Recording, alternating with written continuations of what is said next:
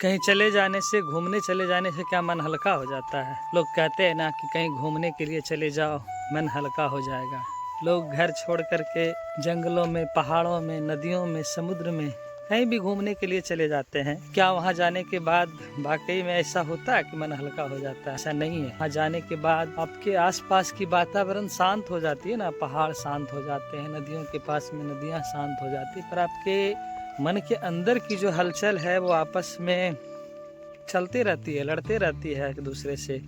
कुछ नया करने की सोच, कुछ पुरानी चीज़ों को छोड़ने की सोच, ये आपस में लड़ते रहते हैं कि मुझे कुछ करना है, क्या करना है, नहीं करना है। कहीं चले जाने से बस देर के लिए आप अपनी जिम्मेदारियों से भाग रहे हो, और ऐसी बात नहीं है कि आप कहीं चले जाओगे तो मन हल्का हो जाएगा, ऐसी कोई बात नहीं है। जो आपको लगता है कि नदी, अगर ऐसा होता कि नदियों के बहाव में इस तरह से दिल बह जाता है, तरह से दिमाग की जो बातें होती है वो बह जाती है, नहीं बहती है, बस वो अपना बदलाव ले लेती है। कितने दिनों से प्लान किया जाता है, यहाँ चलेंगे, वहाँ चलेंगे, इतने पैसे खर्च होंगे, यहाँ रुकना है, ये खाना है, वो खाना है, लेकिन जब आप जाते हो कहीं घूमने के लिए तो आपके पीछे पीछे ना आपकी जिंदगी की जितनी सारी टेंशन है ना, वो आपके दिमाग में आपके साथ चलता है। और यही चीजें जो होती है ना, आपको कभी शांत रहने के लिए देती नहीं है। वहाँ आप कहीं भी शांत जगह में भी चले गए हो तो आपको शांत रहने के लिए वो देगा नहीं। हर हमेशा किसी न किसी प्रकार की उलझन में ही आप डूबे रहोगे। इसलिए आपको इन सब चीज़ों से तो खैर बेखबर ही रहना है कि अगर कहीं बाहर घूमने के लिए चले जाएंगे तो वहाँ जाकर के मुझे शांति मिलेगी या मैं वहाँ शांत रहूँगा,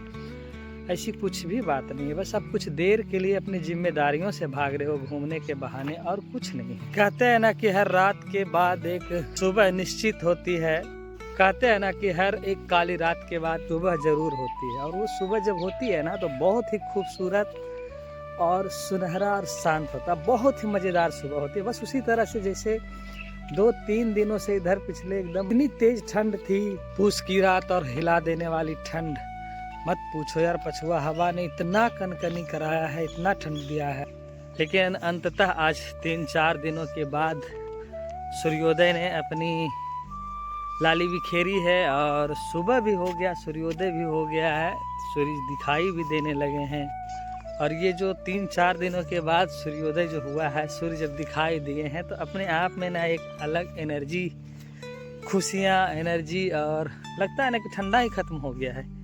ये होती है जब हर काली रात के बाद एक सुबह जब होती है ना, तो उस सुबह की अपने आप में जो ना एक खूबसूरती जो होती है उसकी कोई वर्णन नहीं है, ऐसी खूबसूरती होती है। दोस्तों नमस्कार, मैं हूं नंदन कुमार, और आज ना बहुत दिनों के बाद एक सुंदर सी सुनहरी धूप निकली है, हल्की सी, और बहुत ही अच्छा लग रहा है घूम करके सुबह सुबह।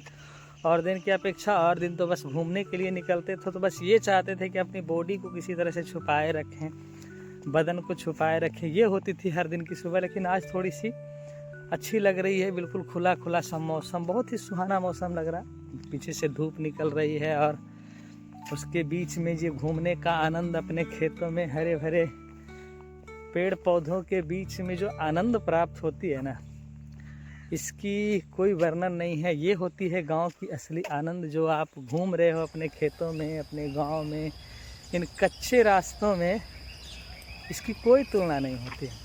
और ख़ास करके जब आप सुबह सुबह में घूमने के लिए निकले हो तो उसकी कोई वर्णन ही नहीं है। देखिए सूर्योदय हो चुका है और किसान अपने खेत में खेती करने के लिए, खेतों में पानी डालने के लिए आए हुए हैं। कितनी सुबह सुबह में देख रहे हो, ये देख लो, किसान को मैं दिखाता हूँ, पानी दे रहे हैं ना खेतों में। कितनी शानदार सुंदर सुबह है ना, मस्त।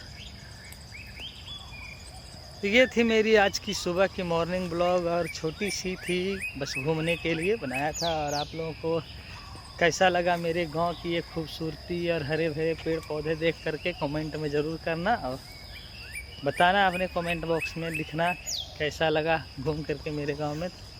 मिलेंगे फिर एक नए ब्लॉग के साथ, नए लोकेशन के साथ, तब तक बने रहें आप मेरे ब्लॉग में। Bye bye.